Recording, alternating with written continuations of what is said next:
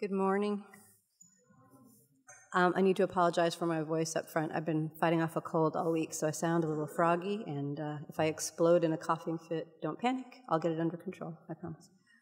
All right, since we're still pretty early in this semester, I thought I might spend some time today talking about hospitality and the way that we welcome each other into new places and get to know each other, connect with each other in the process of doing that. And in order to do that, I thought I might tell you a little bit about a short story that I teach in my fiction writing class every fall. It's a story called Some Have Entertained Angels Unaware, and the author is named Elizabeth McCracken. The story is about a young woman named Annie. She has a mom and a dad and a little brother, and they all live together in this very large Victorian house that was cheap to buy because it needs a lot of work. And then her mom dies very unexpectedly, and her father finds himself incapable of taking care of children in a house that's literally falling down around him.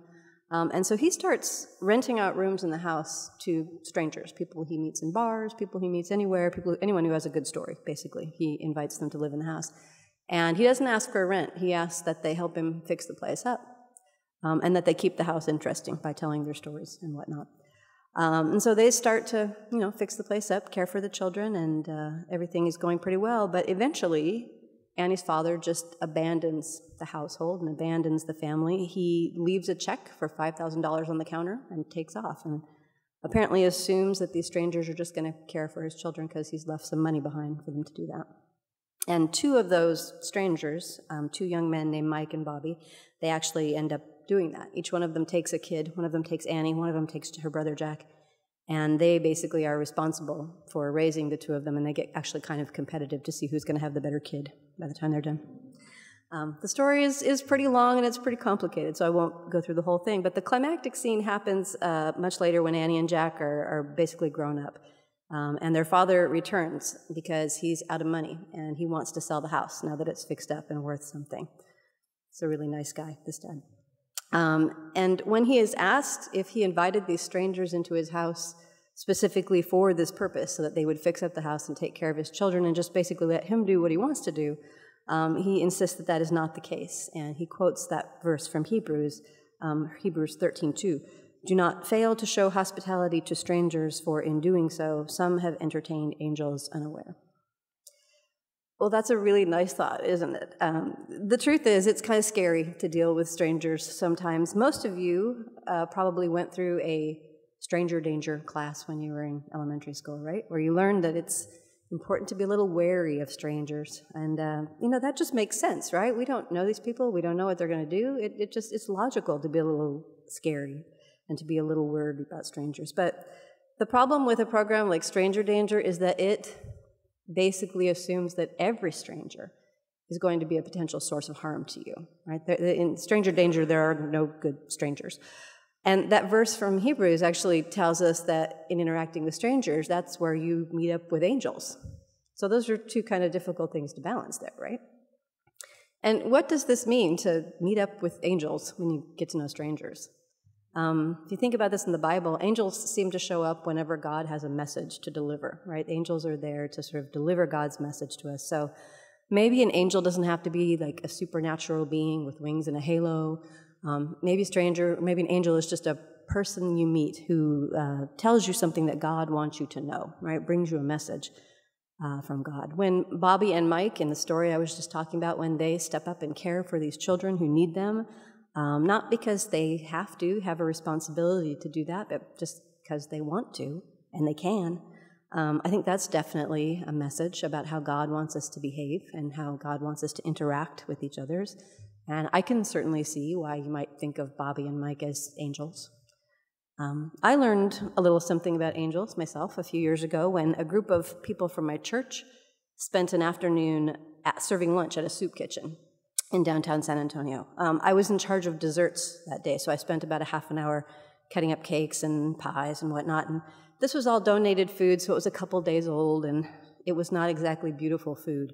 The cakes had sprinkles on them that had kind of melted into the frosting, right? The colors were kind of bleeding all over the place, and the pie crusts were kind of soggy and pulling away from the filling. And, I couldn't help but thinking that my own children would not eat this food. There's no way. They would look at it and be grossed out and they wouldn't eat it. And if I'd hosted a lunch at my home and served that food, I don't think my guests would have felt like I was being particularly hospitable.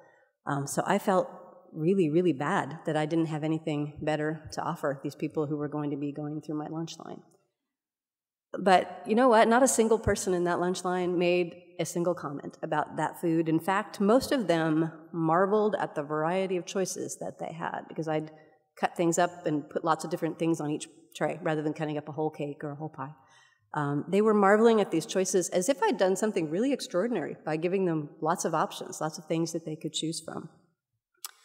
One little girl in particular was having a really hard time making a choice, and finally her mom, told her, "You got to hurry up, you got to get going, we're holding up the line." And she explained she was having a dilemma because she said, "Well, I want one of those football rings. You know how sometimes on the cupcakes from the bakery they put like a little plastic ring as the decoration on the top?" She said, "I want one of those football rings, but those are on the chocolate cupcakes, and I don't like chocolate. I want the vanilla cupcake with the sprinkles on it. I don't know what I'm going to do." Well, I did what seemed like the logical thing to do. I took a football ring from a chocolate cupcake, and I put it on the vanilla cupcake, and then I handed it to this little girl. And from the look on her face, you would think that I had just performed some kind of miracle. She was amazed that this was even possible, right? That this could happen. This was clearly not a child who had learned to expect that anybody was going to do anything special for her, anything kind, even something as very, very simple as what I had just done without even thinking that I was being nice, right? It just seemed like the logical thing to do. But for her, it went way beyond that. It was really, really something amazing for her. And when you're the host, that's what you do. You do whatever you can, whatever is in your power to make the people that you're hosting feel special, right? You go a little bit out of your way. And I think that's why the word hospitality actually has its roots in a Latin word that means to have power. So hospitality is really about doing whatever is in your power to do. It's not just about being nice. It's about doing what you can for someone else. I only spent about half an hour in that little girl's presence that day. I don't even know her name, and this was like 5 years ago, but I think about her all the time, and that's why I'm pretty sure that she was an angel. She was there to deliver this message to me. Strangers aren't always scary. Sometimes a stranger is the guy who helps you fix up your house and then does something really extraordinary, like taking care of your kid. Sometimes a stranger is just a little girl who wants a cupcake and a plastic ring. And sometimes a stranger is the person sitting next to you here in chapel. Those of us who are returning to TLU, who've been here for 2 or 3 or 5 or 12 years, we know we belong here. That's why we keep coming back, right? We know that we belong here, and that means that we have the power to welcome those who are new, to welcome the newcomers among us and the people who might still feel like strangers. And that really isn't all that scary, even for a shy person like me who finds it difficult sometimes to reach out to someone that she doesn't know. But it isn't all that difficult. All you have to do is smile and say hello. If you see someone who's being left out of the conversation, pull them in. It's not tough. And it might not seem like you're doing much of anything at all. But to that stranger, you might be doing something really, really amazing. Thank you.